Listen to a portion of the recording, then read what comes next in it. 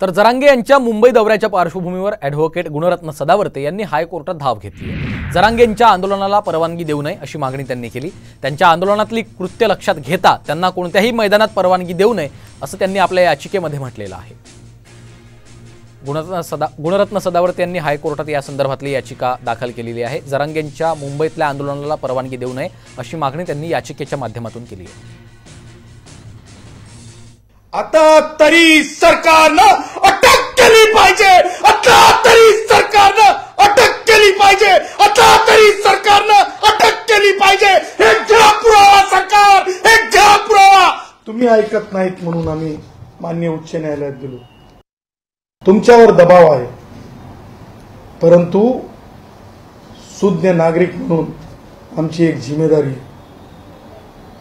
अशा प्रकारचे गंभीर अपराध जर आंदोलनाच्या नावाखाली केले जात असतील तर भारतीय संविधानातील आर्टिकल 21 चा हा भंग आहे आणि म्हणून क्रिमिनल लॉ इंटू मोशन त्या प्रकरणात आणावा असा एक मुद्दा त्याच्यामध्ये आहे।